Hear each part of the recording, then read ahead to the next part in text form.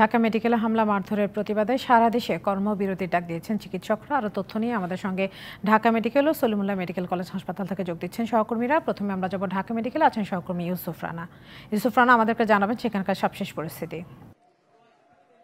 ইশরাত, আপনি যেমনটা বলছিলেন, ঢাকা মেডিকেল কলেজ হাসপাতালে কিন্তু এখনো কর্মবিরতি চলছে। আমরা ওয়ার্ডগুলোতে গিয়ে দেখেছি যে ওয়ার্ডে কিন্তু প্রচুর সংখ্যক রোগী আছেন যারা আগে ভর্তি হয়েছিলেন গতকাল থেকে, এবং আজ সকাল পর্যন্ত কিছু রোগী ভর্তি হয়েছেন। তারা কিন্তু চিকিৎসা সেবার জন্য এখানে এসেছেন, কিন্তু সকাল থেকে এই হাসপাতালে কিন্তু সব ধরনের চিকিৎসা সেবা বন্ধ রয়েছে। ফলে ওয়ার্ডগুলোতে কিন্তু জরুরি যে চিকিৎসা সেবা সেগুলোও কিন্তু বন্ধ রয়েছে। এই জন্য আমাদেরকে রোগীর সাথে যারা আছেন, অ্যাটেন্ডেন্স যারা আছেন, তারা কিন্তু খুব উদ্বেগের মধ্যে আছেন এবং তারা আমাদেরকে বলছেন যে আমাদের এই রোগীর যদি চিকিৎসা না হয় তাহলে কিন্তু তাদের পরিস্থিতি আরো খারাপ হতে পারে, এবং এই নিয়ে তারা শঙ্কায় আছেন। এবং রোগীদের মধ্যেও কিন্তু একটা শঙ্কা দেখা দিয়েছে। আবার কিছুক্ষণ আগে কিন্তু প্রায় ঘণ্টাখানেক আগে এখানে কিন্তু স্বাস্থ্য উপদেষ্টা এসেছেন, এবং এর আগে বৈষম্য বিরোধী ছাত্র আন্দোলনের সমন্বয়করাও কিন্তু এসেছিলেন। তবে সমন্বয়করা কিছুক্ষণ আগে আমরা দেখেছি বেরিয়ে গেছেন, কিন্তু স্বাস্থ্য উপদেষ্টা এখনো আছেন। তারা এই প্রশাসনিক ভবনের যে সেমিনার রুম, সেই সেমিনার রুমে কিন্তু বৈঠক করছেন এখনো। সেখানে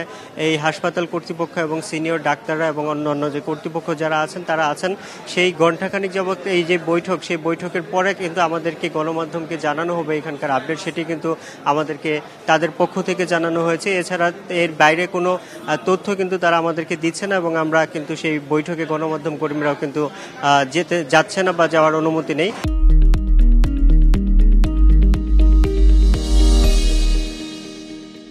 তবে বৈঠক শেষে আমাদেরকে ব্রিফিং করা হলে কিন্তু গণমাধ্যমের মাধ্যমে আমরা এই আন্দোলনের সর্বশেষ কি পরিস্থিতি সেটি আপনাকে জানিয়ে দিতে পারবো। ইশরাত, এই ছিল আমার কাছে থাকা এখানকার সর্বশেষ খবর। ধন্যবাদ ইউসুফ রানা।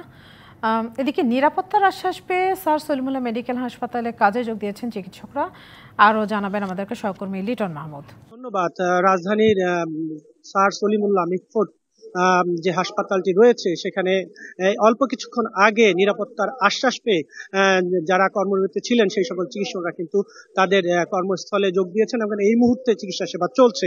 আমরা দেখতে পেয়েছি অল্প কিছুক্ষণ আগে সেনাবাহিনীর একটি গাড়ি এখানে এসে পৌঁছেছে, এবং পাশাপাশি যে পুলিশ প্রশাসন রয়েছে, স্থানীয় যে থানার সেই পুলিশেও তারা এখানে এসে উপস্থিত হয়েছেন। এবং এখানকার যিনি হচ্ছেন হাসপাতালের পরিচালক রয়েছেন স্যার সলিমুল্লাহ মেডিকেল কলেজ হাসপাতালের ব্রিগেডিয়ার বাজহার সাহেব, তিনি তার নেতৃত্বেও হচ্ছে গিয়ে অল্প কিছুক্ষণ আগে যেই গেটে আসলে তালা ঝুলিয়ে দেওয়া হয়েছিল এবং একটি ব্যানার টাঙানো হয়েছিল চিকিৎসকদের পক্ষ থেকে, সেখানে কিন্তু ব্যানারটি সরিয়ে ফেলা হয় এবং তালাটি খুলে দেওয়া হয়। এই মুহূর্তে আমরা যদি একটু জরুরি বিভাগের ভিতরে দেখানোর চেষ্টা করি, যে সেখানে রোগী এবং তাদের স্বজনরা কিন্তু জরুরি বিভাগের যে টিকিট কাউন্টার রয়েছে সেই টিকিট কাউন্টার থেকে তারা টিকিট সংগ্রহ করছেন, এবং ভেতরে যারা ডাক্তার রয়েছেন তারা কিন্তু চিকিৎসা সেবা দিচ্ছেন। এবং চিকিৎসা সেবা আসলে ডাক্তাররা ফেরাতে একরকম বলা চলে যে রোগীর যারা স্বজন রয়েছেন তারা কিন্তু স্বস্তি প্রকাশ করেছেন, স্বস্তি জানিয়েছেন, এবং তারা